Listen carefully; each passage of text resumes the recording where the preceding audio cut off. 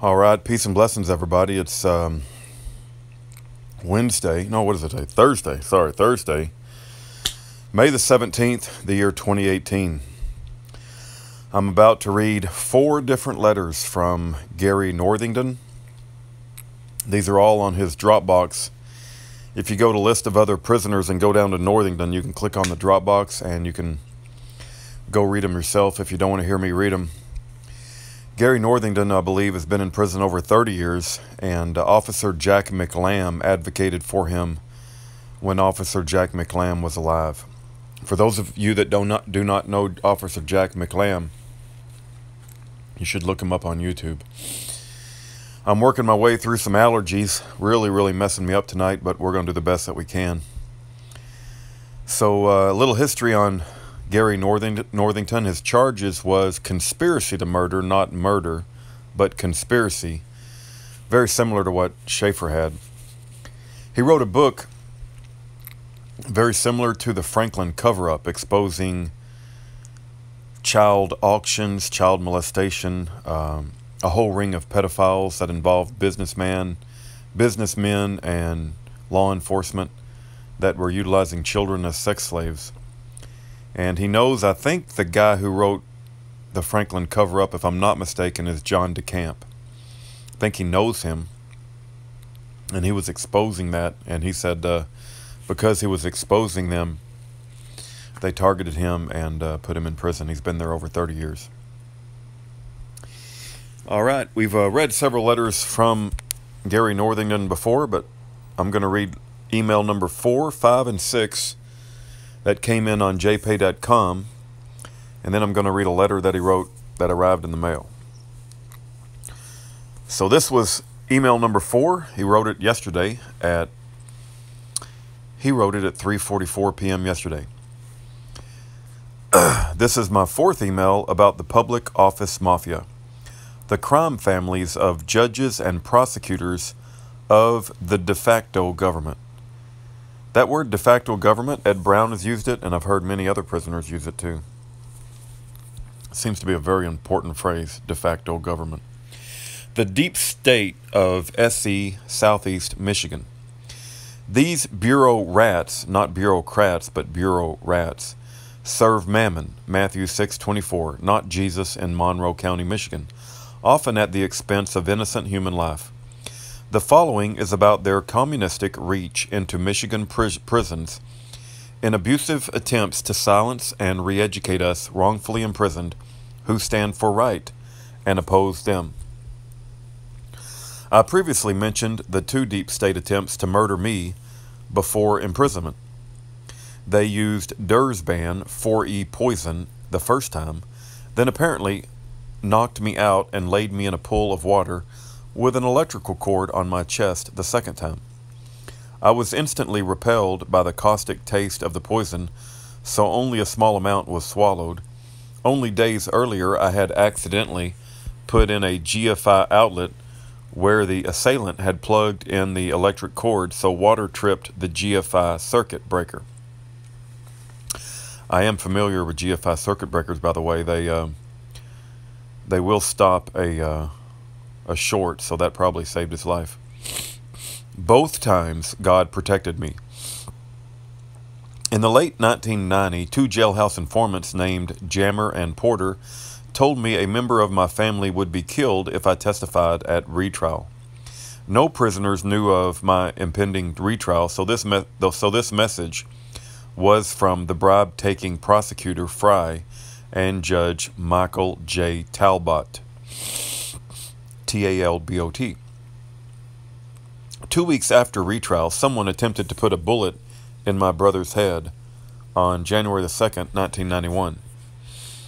In prison after March 1988, I survived 3 overt attempts to murder me, incited by the satanic public office mafia, with only minor injuries like broken ribs done by 3 250-pound deputy sheriffs second time, and fractured vertebrae D7 through D9 done by a jailhouse informant the third time. Chief Prosecutor William D. Fry lost his job and bar license over the first incident. About 7 deputy sheriffs lost their jobs over the second incident, and Deputy Warden Alan G. Hay lost his job and part of his retirement with criminal conviction over the third incident. The third incident ended overt attempts to murder me by the Monroe County Public Office Mafia. However, since the third overt attempt in 1996, there have been many covert attempts to seriously injure or murder me coming from this deep state mafia. These covert attempts to harm often used denial of medical care for which Corazon Health Incorporated doctors took unlawful payments to cause me injury. 1. On March the 17th, 1997, a jailhouse informant put a deer tick on the back of my right knee as I slept. I saw MDOC prison guard Cleveland come out of health service with a brown pill bottle and gave it to my cellmate. Hours later, I observed the bottle in my cellmate's desk with a small bug in the bottom of it, next to the usual bump. A few hours later, I awoke to a pinprick like a mosquito bite on the back of my right knee, and I saw my cellmate jump back with pinched fingers, like he had held something small. I saw a smaller than a ladybug type bug that was dark brown and black on back of my right knee and immediately brushed it off. Hours later, I was moved to another cell without explanation. 3 weeks later, when I had a 103.6 fever and joint pains all over my body, I put these prior events together. When I went to the health service in April 1997, Dr. Franklin Messany told me, "You have a circular rash and fever, but we don't care as long as you can walk to chow." I later measured my temperature at 103.6 with disposable thermometer snatched from the health service storage box. This fever recurred every 2.5 to 3 weeks for a year. In April 1998, Dr. Jesus Neri, N-E-R-I, finally prescribed doxycycline antibiotics after telling me, "I'm leaving for a higher paying job in parenthesis SIC, so I don't care what they do. It's unethical to not treat you for this." In May to July 1998, Dr. Timothy Stallman gave me various antibiotics for 3 months to finally get rid of the repeated fevers, pneumonia-like symptoms, and joint pains.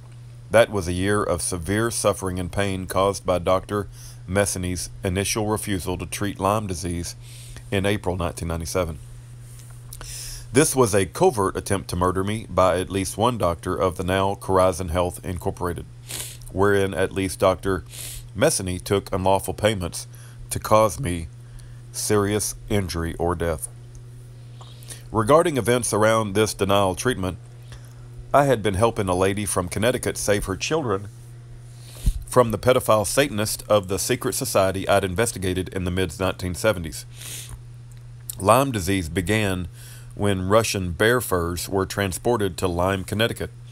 Based on the Satanist way of thinking and using their connection with the Michigan Public Office Mafia, they delusionally thought Lyme disease would deter me from legal help I gave to the lady. Number 2. From October 1997 to April 1998, Deputy Warden Alan Hay had me transferred 3 times. I became ill from this and Lyme. Number 3. On April the 8th, 2008, I was checked by nurse practitioner Susan H. Wilson of the now Corazon Health Incorporated during a scheduled chronic care checkup. I told Wilson, "I have the beginning of strep throat, had it many times before." Wilson said, "You'll be okay," and put sore throat in my record. That evening, I had a temperature of 103.6 and requested to see health service for fever and strep pneumonia. Michigan Department of Corrections Health Unit Manager Tanya Cunningham responded to my April the 8th request on 15th of April 2008 and said I did not deserve to be treated for the fever and pneumonia because I had been to health service at 0800 hours on April the 8th. The fever went away a week later, but I kept having difficulty breathing. I instantly went from running 10 miles a day and 6-minute miles to barely being able to walk because of breathing problems. On June the 20th, 2008, nurse practitioner Susan H. Wilson again saw me for the breathing problems and immediately ordered Levaquin antibiotics from a local pharmacy because I was in such bad shape, and the normal ordering procedure from a St. Louis, Missouri pharmacy was too slow. I had been suffering from walking pneumonia for about 6 weeks with no treatment. We're going to go on to email number 5 now. Email number 5. This is my 5th email on Michigan deep state hostilities after false prosecution. This describes covert attempts to murder me in prison by denial of medical treatment and coercive attempts to silence me. After April 2008 refusal to treat pneumonia for 2.5 months of email number 4, I had severe reactions to breathing certain airborne substances that never affected me before. Nurse practitioner Susan H. Wilson called these allergies, but it was discovered in a June 2016 CAT scan. These were symptoms of scarred lungs and a scarred heart caused by April 2008 by her. On November the 18th, 2008, after having breathing problems since April 2008, Dr. Sudhir Nagaraja ordered erythromycin antibiotics for severe respiratory distress. A welcome side effect of this was that the antibiotic got rid of 12 years itching on my butt that Dr. Badawai, Mohammed Abdelatif, and others of the now Corazon Health Incorporated had refused to treat since 1997. This began with Lyme. In February, March, and August of 2009, Dr. Richard S. Piazza, again, sorry.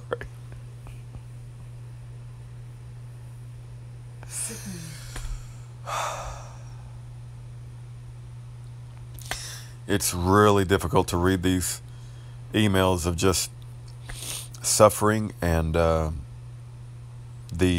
lack of concern by the prison system. And you almost just laugh or cry because it's overwhelming.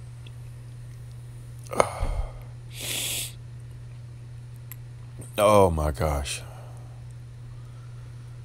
Can you imagine being in prison as an innocent man and then going through all of this sickness and not getting proper medical treatment? Nobody cares. All right, let's continue. Where was I? In February, March, and August of 2009, Dr. Richard S. Piazza again gave me erythromycin for repeated respiratory infections caused by the alleged allergies. 4 times in February and March of 2009, Dr. Piazza said of alleged airborne allergens in my cell caused by a cellmate using certain skin lotions. "We've got to get you out of there, cell, or allergens will kill you," emphasis. I should issue special accommodation, but Corazon and Tanya Cunningham will fire me if I do. Whine in voice like he knew he was doing wrong. Piazza falsely testified in federal court that he never said this. Every time I was exposed to the skin lotion, my lung airflow, PEF and FEV, dropped from 700 liters per second to around 225 liters per second, and oxygen level to around 85%. Health Unit Manager Tanya Cunningham, Dr. Piazza, and Warden Jeff Woods refused to issue special accommodation required to move me out of the cell, so I went through a year of choking and gagging every night from my lungs filling with fluids for 8 hours. On December the 24th, 2009, Dr. Piazza and Tanya Cunningham had me transferred from Kinross Prison to Mound Prison in Detroit, so Corazon Health Incorporated did not have to pay for my medical treatment and to keep his job. Every transfer always ends ongoing treatment. At Mound, Dr. Ramesh Kalaru said all prior medical personnel were crazy and that I could not have COPD because he, Northington, had never worked in a coal mine. Then wrongfully refused to treat me for constant shortness of breath, dyspnea, chest pains, angina, skin cancer, etc. Upon suing Piazza and Kalaru in 2011, I was again transferred to avoid Corazon Health Incorporated having to pay for medical treatment and in retaliation for being sued. Upon arriving at Thumb and Correctional Facility, physician assistant Gina Courtrier asked, "Has anybody treated that cancer on your arm?" I said, "Every time I asked Dr. Killaroo to biopsy it, he sent me to the psych by falsely claiming I was mentally ill, OCD, delusional, needing psychotropics, and placement in RTP, housing for the criminally insane." P.A. Couturier immediately biopsied and removed the skin cancer in September 2011. To help readers understand, the Corizon Health Incorporated is the 2012 merger of Correctional Medical Services and Prison Health Services. Federal court testimony against Corizon's trait of murdering prisoners for profit was given in the case of Woodward v. CMS, 368 F3D 917, 7th Circuit, 2004, where the Corizon supervisor told Nurse Clark to disregard CMS's written policy and procedures. Nurse Clark testified she was instructed by the CMS administrator, Froxdale, to refuse people so CMS would not get stuck with medical bills, even if it seemed relatively minor, because if they went out later, CMS would have to pay for it if they were booked. So I was to try and turn people away. According to Clark, Froxdale told her, "We don't send people out for care until they are at the point of imminent death." When Clark told Froxdale this contradicted written policy, Froxdale responded, "I'm sorry, kiddo, that's the way it is." CMS 368 F3D at 923 through 923. Dr. Richard S. Piazza told me on March the 12th, 2009, that he could not give me needed medical treatment because Health Unit Manager Tanya Cunningham said he had gone over the $10,000 monthly budget for Kinross Prison. This has happened to me many times, as he said before and after this notation on Corizon Health genocide of prisoners. I left off regarding care with removal of skin cancer in 2011 after over 3 years of refusal to treat by doctors Piazza and Killaroo. There are a few good medical service providers who actually have a conscience. In late 2011 or early 2012, physician assistant Patrick Gimmel removed COPD, chronic obstructive pulmonary disease, from my medical record and filed an affidavit in the federal court case of Northington versus Armstrong, U.S. District Court number 1:10-CV-00424, falsely saying I did not have COPD. It was later proven to be a medical fraud and perjury of Gimmel by a June 2016 CAT scan. In 2013, it was 5 years of refusal of Corizon doctors to do tests to determine the substance to which I have an allergy, intolerance, or severe reaction that began in April 2008 after refusal to treat me for pneumonia that scarred my lungs and heart. In May of 2013, a fungal infected toenail broke the skin on my left big toe, then got infected with MRSA, MRSA, methicillin-resistant Staphylococcus aureus, which traveled up my left leg. Every time I saw Dr. Badawati Mohammed Abdeltelef, I told him of the pain and infection, and showed him the leg, which was swollen to 3 times the normal size.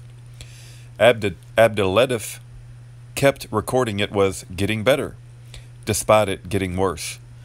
On July the 27th, 2013, a concerned prison guard took me to health service, and I turned pale, began sweating, and my left leg further swelled after eating a hot dog. I was sent back to my cell with no care. On August the 7th, 2013, I was hospitalized 45 days on IV for alleged cellulitis. All right, we're going to move on to email number 6 here. Email number 6 ended with August the 7th, 2013, hospitalization for MRSA infection in my left leg caused by Dr. Badawi Mohammed Abdeltelef, refusing to spend Corizon health funds on proper medical treatment. At hospitalization, my entire left leg was infected up to my hip. My foot, knee, and hip would not flex. It first appeared nerves and muscles of my left leg would no longer function, which in 2018 is partially paralyzed. At Dwayne Waters Medical Center, DWH, which had recently lost hospital certification for medical horrors, in August 2013, I was put on vancomycin IV antibiotics for alleged cellulitis. That began in May of 2013. In September of 2013, I told Khorasan Dr. Rashed Bashir, I have allergic reaction to something I eat. I don't know what it is. Can you give me an allergy test? I said I sometimes get hives, my throat swells, lungs fill with fluid, blood pressure drops out, and I often pass out. Dr. Bashir said, you think too much, then further ridiculed me. With a food allergy, the allergen often damages villi, V-I-L-L-I, of the small intestine. Food is normally broken down into small chain proteins before absorbed into the bloodstream. The damaged villi cause long-chain proteins to be absorbed into the bloodstream rather than being broken down before absorption. Long-chain proteins in the bloodstream plaque the arteries and obstruct blood flow. As skinny as I am, having never smoked tobacco and not eating junk food, it should be unusual for me to have heart disease described hereafter. In 2012 through 2016, I continually told Dr. Badawi Muhammad Abdulatif of shortness of breath, dyspnea, severe chest pains, lungs burning, angina, and often hypotension with passing out after eating a bologna or peanut butter sandwich. Since I got no medical treatment whatsoever for any of this, and Khorasan doctors forced me to eat processed meats, soy and peanut butter, or starve, I began using coffee to raise my blood pressure when it began to drop out. In the morning of June the 1st, 2015, I passed out around 600 hours after eating a bologna sandwich. The nitrates. My blood pressure, what my wife just said, it's the nitrates. My blood pressure was first measured at 50/20 mmHg, but that was never entered into my medical record. Only 70/40 mmHg, which was a typical Khorasan falsification of a record. On August 23rd, 2015, I lost vision in the right half of my right eye for about 2 hours with such hypotension. On August 26, 2015, Kreske Eye Institute said this was hypertensive retinopathy. It again occurred in October 2015 and January 2016. Through all of this, I still was repeatedly telling Dr. Abdulatif of dyspnea, chest pains, and lung burning, angina. From January the 19th to March of 2016, I continually had hives, my skin turned purple, throat and legs swelled, and I had constant shortness of breath. This was caused by eating soy and processed meat. It lasted the full 2 months. Dr. Badawi Muhammad Abdulatif entered into my medical record on January the 26th, 2016. He has allergic reaction all over body. My skin stopped tanning after this occurred, but medical personnel offered no explanation. Abdulatif never ordered any testing to determine the cause of this reaction because Khorasan Health Incorporated policy did not allow testing until a prisoner is at the point of imminent death. Again, in March to June of 2016, Khorasan doctors and Michigan Department of Correction nurses ridiculed me and got hostile when I asked for them for medical treatment and to put my allergy symptoms in my medical record. In May 2016, prisoner Elvis Williams broke out in a heavy sweat, then passed out late one afternoon. A Khorasan Health Incorporated doctor sent him back to his cell where he died of a heart attack about 3 hours later because the Khorasan doctor did not want to pay for hospitalization. 4 days later, prisoner Morris Houston was repeatedly returned to his cell after being at health service for a digestive blockage caused by a hernia. After 10 days of being returned to his cell for this, I observed him with eyes that had turned fire hydrant yellow. Told two guys to put him in a wheelchair and take him to the health service. Houston died 3 days later in the hospital because the Corazon doctor did not want to pay for medical treatment. I've seen over 100 prisoners die in recent years because of the Corazon policy on profiteering at the expense of human life. What is done in prison is just a practice for what is planned for the generally dumb public. So this is a prophecy of what everyone will get under forced government health treatment, not care, like one giant World War II death camp. From May the 20th to June the 12th of 2016, I went to health service at least 6 times for what I thought was pollen allergy, because that's what Dr. Abdulatif always told me the chest pains were. With blood pressure of 210 over 100 mmHg, I was sent back to my cell at least 5 times to die of heart attacks. On June the 12th, 2016, I went to health service with blood pressure of 260 over 130 mmHg, and the nurse said, "The machine is broke." I said, "It isn't broke. You'd better do something." So the nurse gave me nitroglycerin, which brought my blood pressure down to 235 over 119 mmHg. The nurse then telephoned Dr. Abdulatif, who reluctantly sent me to Henry Ford Hospital, where the doctor told me the last 2 weeks of chest pains were multiple heart attacks and angina. I was then sent to McLaren Hospital, where the cardiologist told me that I had multiple heart attacks and angina over the last 2 weeks.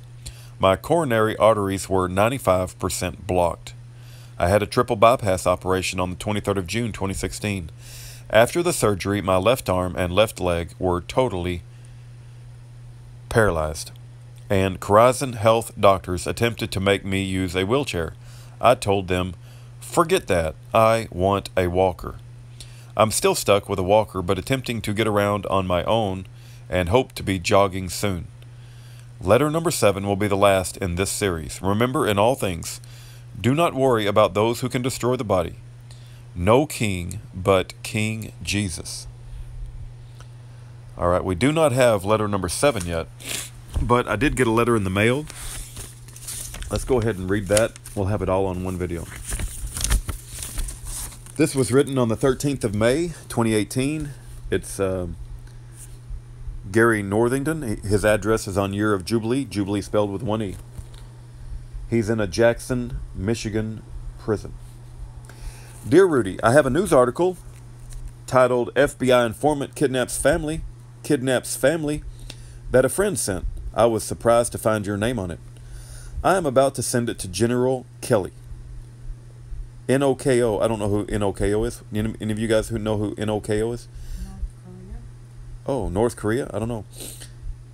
Oh yeah, you're right, Aaron. I got a very smart wife. I'm so blessed. You should have magnesium. Yeah, my wife said that Gary Northington should take magnesium, but I don't think they offer that at the prison commissary. It's cheap. Yeah. North Korea, NOKO. He abbreviates it NOKO. NOKO isn't the only taker of prisoners. Enclosed is a court order on one of the persons of whom I spoke on the phone, Larry King. Paul Bonacci sued him for child abuse after getting saved from the MK Ultra programming. If you guys don't know what MK Ultra is, you're seriously missing out on an important piece of information that's gone on in the United States. John DeCamp represented Paul Bonacci, was once and also in this case. I have an email ready to go on my court case to follow the 2 sent on May the 5th, 2018 about Michigan court corruption. I'll send it when the JPay kiosk is open. Enclosed is a grievance on what Satanists try to do to me in prison. Recreation Director Derek Perry was incensed because I only play gospel. I do apologize for my nose ring. I don't know. I do apologize. My nose is running. I got allergies myself. But I'm not going to complain about my health given what this guy's gone through. My goodness. Let me read that again. Enclosed is a grievance on what Satanists try to do to me in prison. Recreation Director Derek Perry was incensed because I only play gospel, folk, easy rock, and jazz music. He canceled my music period because I refused to play satanic heavy metal. I brought I brought have to the hot seat before the warden's forum 6 times and helped him into early retirement. Somebody stole 9 envelopes from me. The Michigan Department of Corrections is trying to limit my snail mail. They always try to isolate and re-educate me into their commie ways. It hasn't worked in 31 years. Thank you, Jesus. Gary Northington. He has a P.S. He says, they don't like when I telephone and write the Michigan militia either. I enjoy spreading the truth. And then he puts a little smiley face. And then we have court orders. It appears this is some sort of, this court is one person of which I wrote in Satanic Deception. A report I filed with the FBI probably helped Larry King into prison. My book parallels Senator John DeCamp's book, The Franklin Cover-Up. Gary Northington. And then he goes on to write, Paul Bonacci went to Bohemian Grove with a CIA controller and met some of the deep state who were compromised by illicit things. I'll have to scan this letter tomorrow and put it in Gary Northington's Dropbox. It's quite a write-up here. So you guys will be able to read it.